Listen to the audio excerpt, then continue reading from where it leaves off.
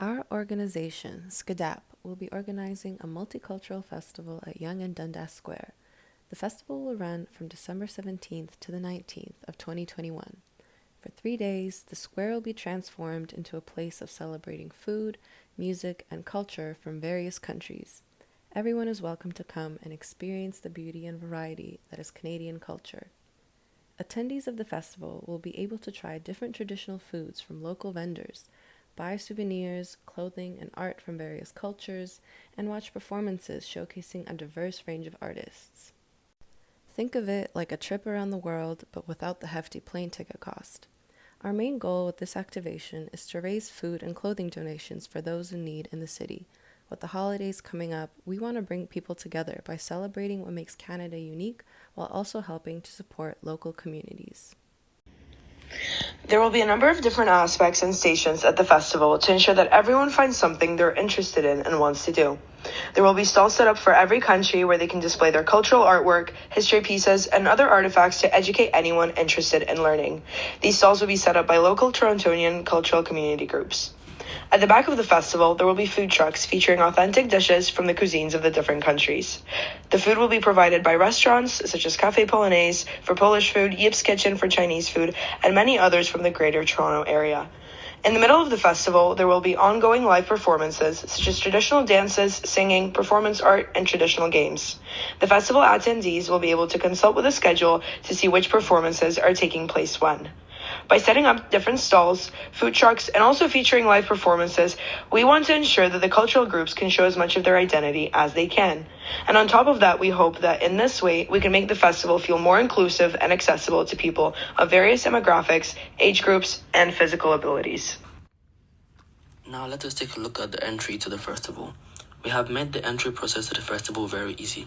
To enter, each person would donate a piece of clothing or as much as they desire, or each individual could also donate food. This clothing or food donated would be given to the charities and the shelters in the community. The clothing or food donated serves as a personal ticket into the festival. This whole experience is very noble because it grants the individual a great cultural experience while also looking after the greater good of the community. This brings unity and peace to everyone in the community and makes a happy, united society. So next I'll be talking about how this festival will impact the community. Since GTA is a very multicultural community, it will draw many people to this festival, and it will also allow everyone that will be joining to learn more about different cuisines or cultures, since it will be featuring different people with different backgrounds.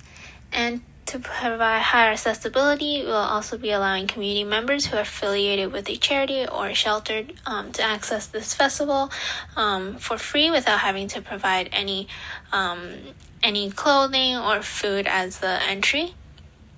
And we'll also be donating any profit as well as any donations that were given to us to any charity and shelter around the area, or for organizations who do need it to help their community as well. When we were doing our primary research on the events held at Yonge Dundas Square in the past, we noticed that a lot of them were funded by large corporations despite the fact that they didn't have anything in common with the events themselves. For our Food and Culture Festival, we chose a similar type of funding. We plan to request financial support for the venue and vendors from Scotiabank. This company already has an extensive experience of funding non-for-profit events, and they display a particular interest in spreading the awareness of multiculturalism in Canada through awards and ceremonies for creators who focus their artworks on diversity and sharing their own story. We expect that Scotiabank will be interested in investing in us if Yonge and Dundas Square will agree to provide exposure for the company on the billboards. We didn't want to take money away from the small businesses, and for this reason the cost of food and beverages provided by the local restaurants will also be covered by the investing company. We tried to escape the typical model of food festivals where the visitors need to pay directly to vendors to ensure that the whole event aligns with our views on inclusivity. We acknowledge that for some local businesses working non-for-profit may be a burden, and we will provide complimentary exposure at the venue and online in social media prior to the event.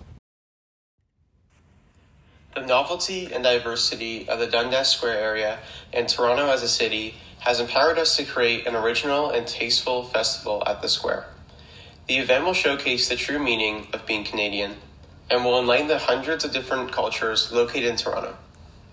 Bringing people of all backgrounds together is at the forefront of our festival planning. There will be stations around the festival for everyone to dive into and hopefully learn more about their neighbors. Some of the difficulties in planning an event at Dundas Square is being able to run an event that is inclusive and diverse. We believe our multicultural food and art festival will be able to allow the community's true colors to shine through, and it will be a great sight to see and to be a part of.